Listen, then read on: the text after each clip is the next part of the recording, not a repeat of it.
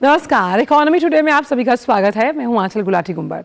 तो शेयर बाजार की आज जो कारोबारी सत्र का आखिरी दिन है इस हफ्ते का, उसमें सुस्त शुरुआत देखने को मिल सकती है क्योंकि बाजार के जो प्रमुख इंडेक्स हैं वो सपाट खुलने की संभावना जताई जा रही है, क्योंकि ग्लोबल मार्केट से जो संकेत मिल रहे हैं वो थोड़े स्थिर हैं। गिफ्ट निफ्टी की जो शुरुआत है वो हल्की गिरावट के साथ हुई, इसलिए वो 21,800 के लेवल से नीचे फिसला।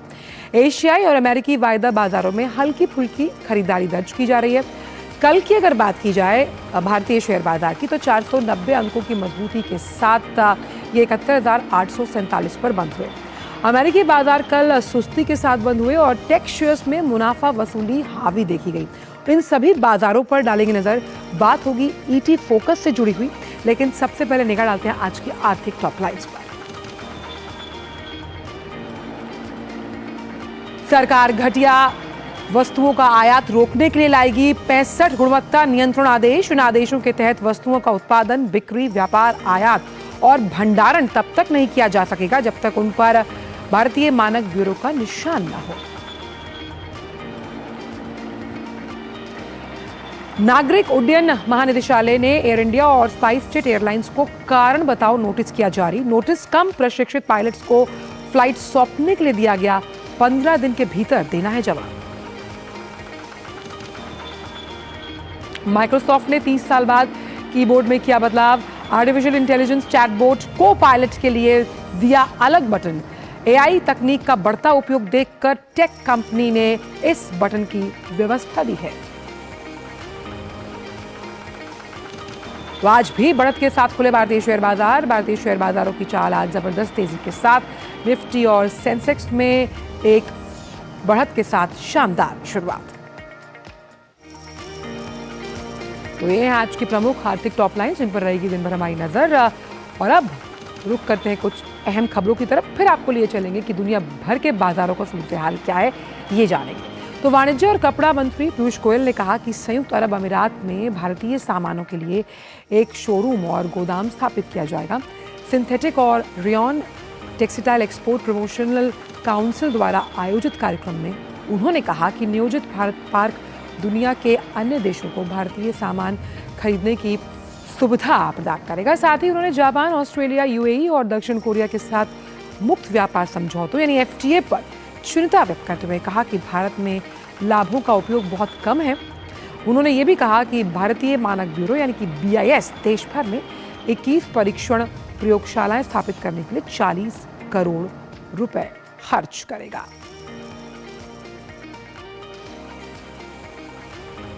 बात अब आरबीआई की, जिसने अपने तमाम बैंक कस्टमर्स को एक बड़ी राहत दी है।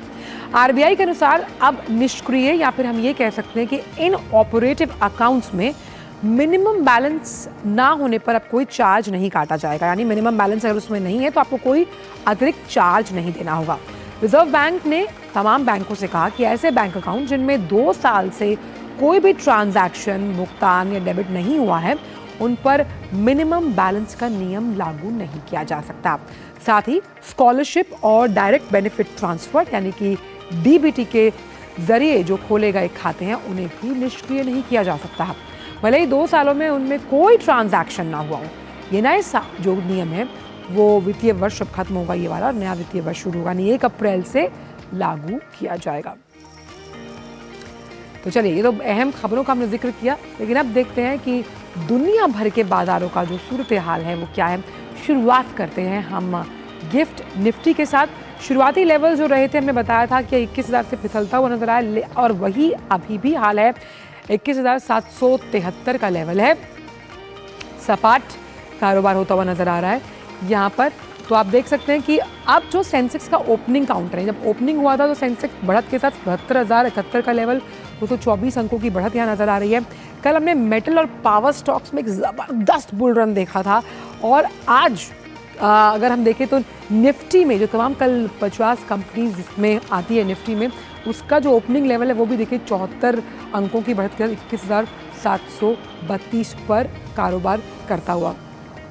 साल का पहला महीना है और इस पूरे हफ्ते में हमने एक मिक्स ट्रेंड भारतीय शेयर बाजारों में देखा। तो ये निफ्टी और सेंसेक्स का ओपनिंग स्तर था हालांकि गिफ्ट निफ्टी से शुरुआती क्यूज नहीं लिए भारतीय शेयर बाजार ने और अपने जो घरेलू कारक हैं क्योंकि वो मजबूत थे तो शुरुआत मजबूती के साथ। एक रुख अब देखते हैं कि तमाम वो काउंटर्स जो शेयर बाजार को चीयर करने का या बूस्ट करने का काम करें। एनटीपीसी, बजाज ऑटो, हीरो मोटोकॉर्प, एलटीआईएम, एमएनएम, दो बड़े दिग्गज काउंटर्स जो कि ऑटो इंडस्ट्री से जुड़े हुए हैं, ये बाजार को चीयर करने का काम कर रहे हैं। एनटीपीसी पीएसयू कंपनी चार्ट को लीड करती हुई। तमाम इन काउंटर्स में आज खबरों की वजह से दमदार एक्शन देखने को मिलेगा।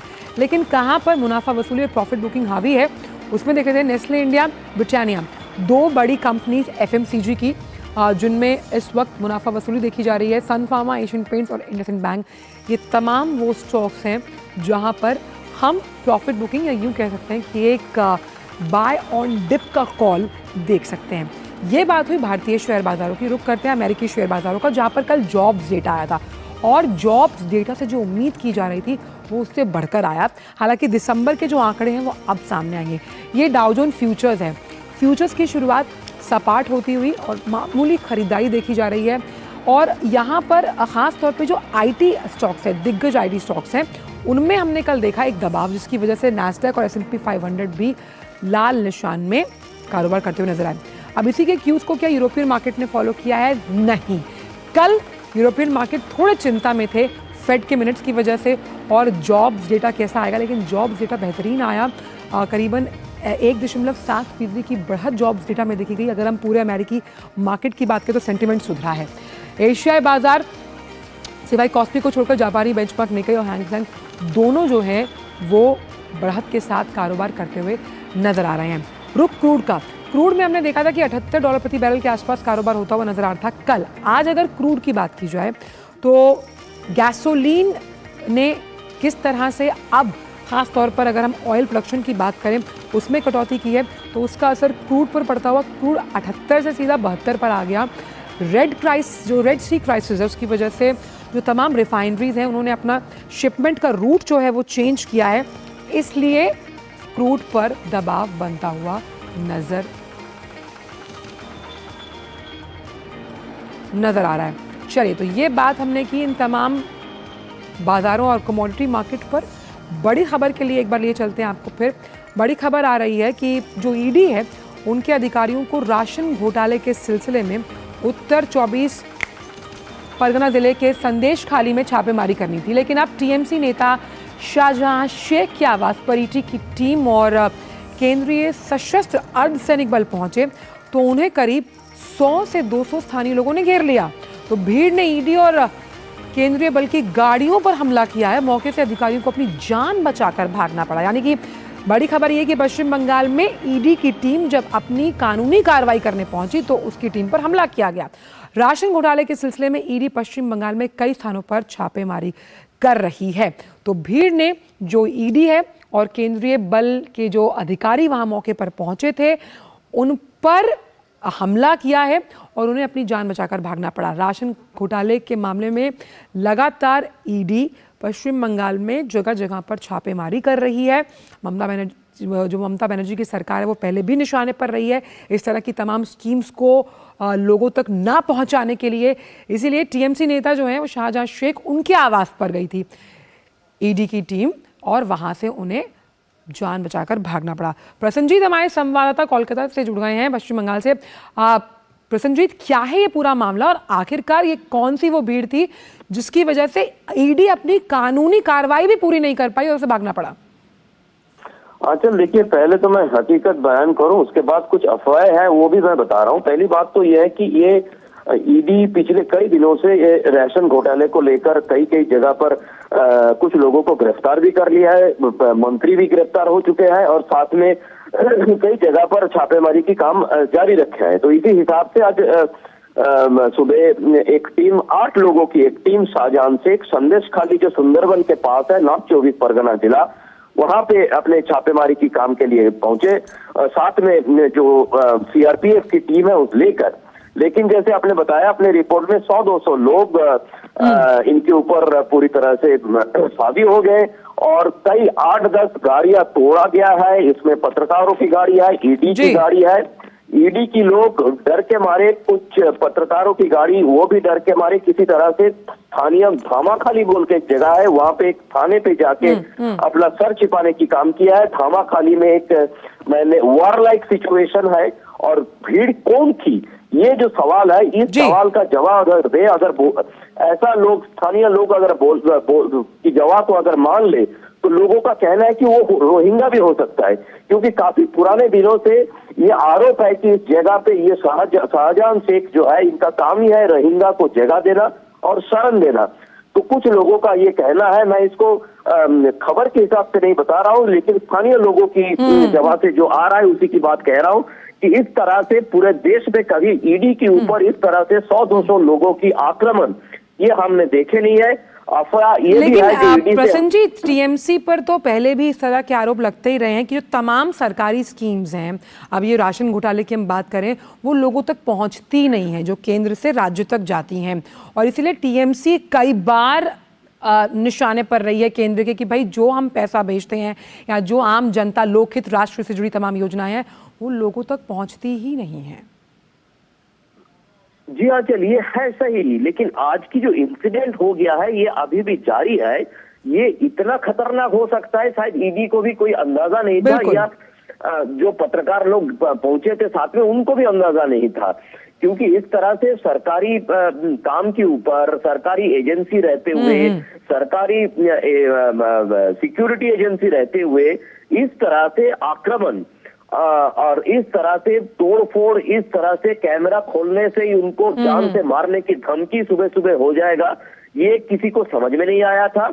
और इसके बाद सरकार की तरफ से, पुलिस की तरफ से क्या कार्रवाई किया जाए, क्या ईडी फिर रीइंफोर्समेंट लेके शाहजहां शेख की घर पे रेड मारने की कोशिश करेगी, ये सब कुछ सवाल निशान है। लेकिन स्थिति अभी ऐसी है जिसको हम वॉर लाइक सिचुएशन कह सकते हैं कि 100 लोग वहां पे रास्ता रोक के बैठे हुए हैं, धामाखाली बोल के एक जगह पे, और पत्रकार, ईडी, सीआरपीएफ सारे अपने जान बचाने के लिए किसी तरह से कुछ जगह पे शेल्टर लेके इंतजार में है रीइंफोर्समेंट की। हाँ जी, चलिए प्रसन्नजीत, आप इस पूरी खबर पर नजर बनाए रखिएगा, हम आगे भी आपसे इस पूरे मामले पर अपडेट्स लेते रहेंगे। बहुत बहुत शुक्रिया इन तमाम जानकारियों को हमसे साझा करने के लिए। तो पश्चिम बंगाल में ईडी की जो टीम थी वो राशन घोटाले मामले को लेकर जो टीएमसी नेता हैं उनके घर पहुंची छापेमारी के लिए। छापेमारी तो पहले भी लगातार कई स्थानों पर की जा रही थी पश्चिम बंगाल में, लेकिन वहाँ पर उन्हें भीड़ का सामना करना पड़ा और भीड़ ने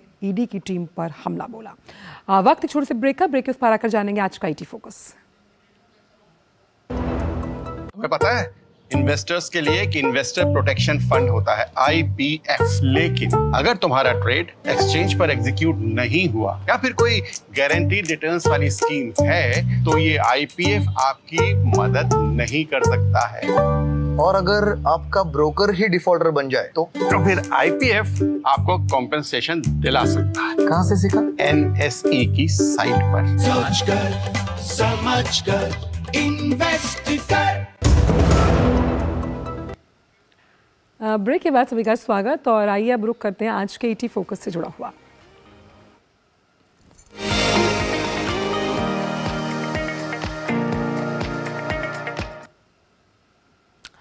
तो आज ईटी फोकस में हम बात करने वाले हैं खिलौना उद्योग से जुड़ी हुई, जिसका जिक्र प्रधानमंत्री ने अपने मन की बात में भी आज से 3 साल पहले साझा किया था, और कैसे जो खिलौना उद्योग है उसके निर्यात में उल्लेखनीय प्रगति हुई है, आयात कम हुआ है, उससे जुड़ी ये खास रिपोर्ट आपको दिखाएंगे। देखते हैं ये रिपोर्ट।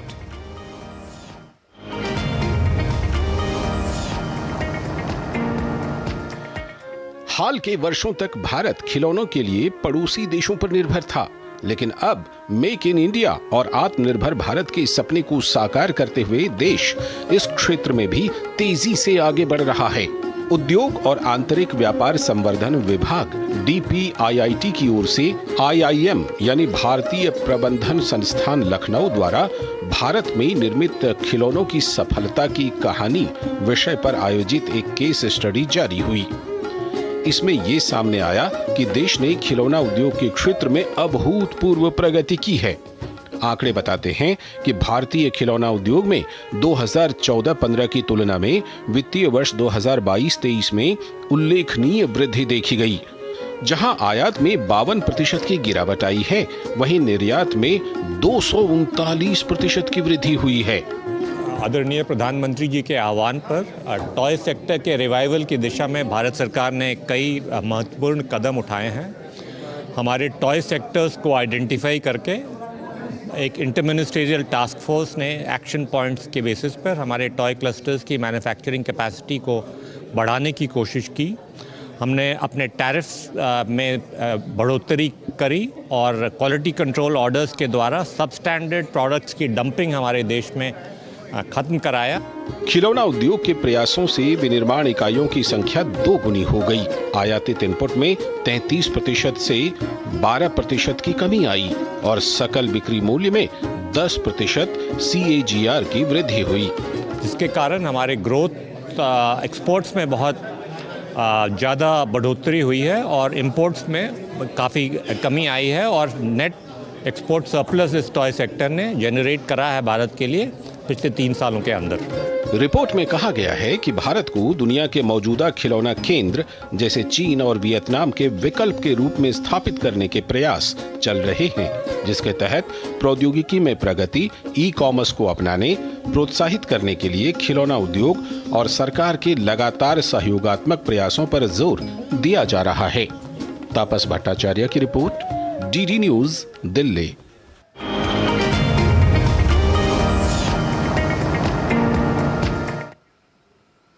और खिलौना उद्योग कैसे उल्लेखनीय प्रगति कर रहा है, इस पर बात करने के लिए बेहद खास मेहमान सुबह हमारे साथ पीटी फोकस में जुड़े हुए हैं। राजीव बत्रा साहब जुड़े हैं, उपाध्यक्ष हैं टॉय एसोसिएशन ऑफ इंडिया के। राजीव बत्रा जी, बहुत बहुत स्वागत है आपका हमारे इस खास शो में। राजीव बत्रा जी, पहले कहा जाता था कि किसी बच्चे के चेहरे पर मुस्कान लेकर आनी है, आप उसे खिलौना पकड़ा दीजिए, और अब यही खिलौना जगत के तमाम जो लोग हैं उनके चेहरों पर मुस्कान है, क्योंकि निर्यात में जहां उल्लेखनीय वृद्धि हुई है वहीं आयात भी कम हुआ है। प्रधानमंत्री ने जिस तरह से मन की बात में इसका आह्वान किया था, कितना अहम आप इसको मानते हैं? देखिए, मैं तो यही समझूंगा खिलौना उद्योग के लिए दुनिया ही पलट गई जब से प्रधानमंत्री जी ने इस पर अपना बयान दिया और अपनी इच्छा जाहिर की, और खिलौना उद्योग ने बढ़ चढ़ के गवर्नमेंट का साथ दिया। जनरली कई लोगों में जब कुछ ऐसे इवेंट्स हुए कि भाई हम चाइना को कैसे बीट कर सकते हैं या इंपोर्टेड प्रोडक्ट्स को कैसे बीट कर सकते हैं, तो उसके लिए गवर्नमेंट की कई पॉलिसीज ऐसी आई जिसमें डोमेस्टिक मैन्युफैक्चरर्स को बहुत ही प्रोत्साहन मिलेगा। जैसे 8 सालों में जो फिगर्स हैं वो बहुत पलट गई। 80% के करीब जो खिलौना आता था, भारतीय बिकता था बाजार में, वो इंपोर्टेड होता था। आज की डेट में स्थिति रिवर्सल की तरफ जा रही है। अब एक्सपोर्ट हमारा बढ़ गया है और इंपोर्ट हमारा कम हो गया है, और इंपोर्ट जो भी हमारा हो रहा है इस जगत में वो कंपोनेंट्स का ज्यादा हो रहा है, जिनसे कि फाइनल प्रोडक्ट बनता है। तो ये बहुत प्रोग्रेसिव बात हुई है और इसके लिए मैं गवर्नमेंट का धन्यवाद देता हूँ, सोच का धन्यवाद देता हूँ कि ऐसा संभव था। ये पहली बात, सोचना बहुत मुश्किल था, हमारे खुद के लिए बहुत मुश्किल था। बहुत आसान होता है बाहर से इंपोर्टेड प्रोडक्ट आए और उसको बेचना, आपको कुछ करना पड़ता, परंतु जब मेहनत करनी पड़ती है, नया प्रोडक्ट बनाना पड़ता है, मार्केट में कंपटीशन पे उतरना पड़ता है, आपको इंटरनेशनल स्केल पे क्वालिटी बनानी पड़ती है, तभी आप एक्सपोर्ट कर पाएंगे ना। तो उसके लिए गवर्नमेंट ने जो चेंजेस किए, एक तो 2020 में जो बेसिक कस्टम ड्यूटी थी वो 20% से बढ़ा करके 60% कर दी गई, और फिर 2023 में इसको 70% कर दिया गया। इससे जो डोमेस्टिक मैन्युफैक्चरर था उसको बहुत प्रोत्साहन मिला। एट द सेम टाइम जो एक QCO लागू किया गया 2021 में या 2020 में, बीच में सितंबर में, फिर 21 में फाइनली, तो उसमें बहुत जरूरी हो गया जो भारतीय मैन्युफैक्चरर हो या बाहर का भी कोई खिलौना हो, क्योंकि वो सेफ हो, हमारे बच्चों को हमारे सेफ टॉयज चाहिए। तो उस क्वालिटी कंट्रोल ऑर्डर से हमें अच्छी क्वालिटी बनाने के लिए प्रोत्साहन दिया गया। हम उसके लिए अडाप्ट करें, उस इंफ्रास्ट्रक्चर को अडाप्ट करें, वो हमें प्रोत्साहन दिया गया। बत्रा साहब, साथ ही जो लाइसेंसिंग की प्रक्रिया थी मैन्युफैक्चरिंग को लेकर, उसका भी सरलीकरण किया गया, और साथ ही साथ हम पहले देखते थे जो आप मार्केट में खिलौना उठाइए वो मेड इन चाइना, लेकिन अब इस पर मेड इन इंडिया का जब हम वो लोगो इंकित देखते हैं तो वो अपने आप में आत्मनिर्भर भारत की एक अलग ही खुशी हर भारतीय के दिल में देता है। बिल्कुल बिल्कुल बिल्कुल, दुनिया पलट गई। मैंने कहा ना, खिलौना जगत के लिए दुनिया पलट गई।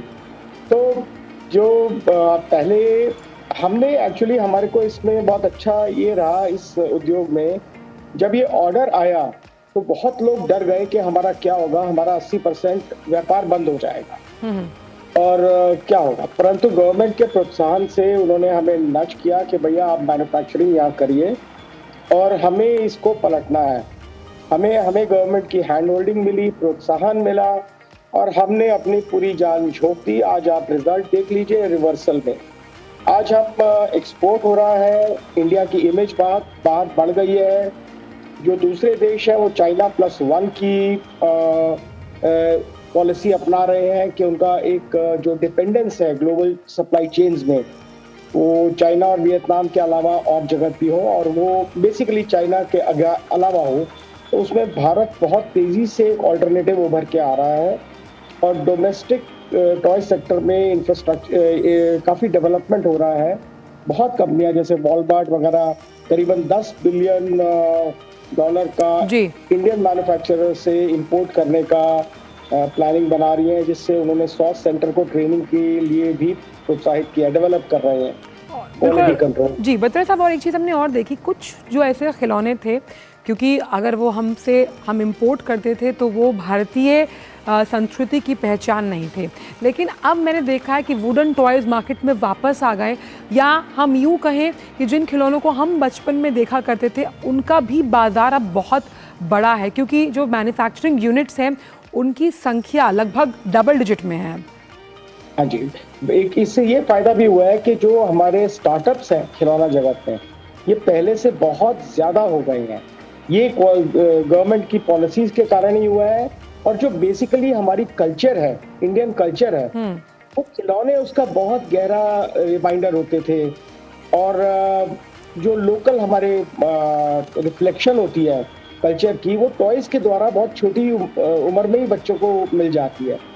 तो उसको अब अडेप्टेशन कर रहे हैं और धीरे धीरे उसमें हम मैन्युफैक्चरर्स का भी रियलाइजेशन हो रहा है कि उसको डेवलप कर रहा है, और ग्राहक की भी डिमांड इस ओर बढ़ रही है। तो हम लोग काफी लोग इस तरफ बढ़ रहे हैं कि डोमेस्टिक जो हमारी कल्चर की रिफ्लेक्शन आए टॉयज में, वो होनी चाहिए, सेफ होने चाहिए, हमारी क्वालिटी इंटरनेशनल स्टैंडर्ड पे होनी चाहिए, तभी हम कॉम्पीट कर पाएंगे जो आगे इस सेक्टर में। एक चीज जो मैं गवर्नमेंट से उम्मीद करता हूँ, जो उन्होंने हमारी इतनी हैंड होल्डिंग करी है, हमें यहाँ तक उन्होंने प्रोत्साहित करके बुलाया है, तो कुछ और प्रोत्साहन की भी हमें ज़रूरत है। हमें इस सेक्टर में प्रोडक्शन लिंक्ड इंसेंटिव या PLI स्कीम्स को ऑफर करें, कॉमन टूल रूम्स ऑफर करें, जिससे कि जो जहाँ पे बहुत ज़्यादा पैसा लगता है जिन फैसिलिटीज़ में क्वालिटी बढ़ाने के लिए, वो हमें उपलब्ध हो, क्रेडिट इजीली मिले खिलौना जगत को। तो ये मैं गवर्नमेंट से और उम्मीद करता हूँ कि इस तरफ फोकस करें।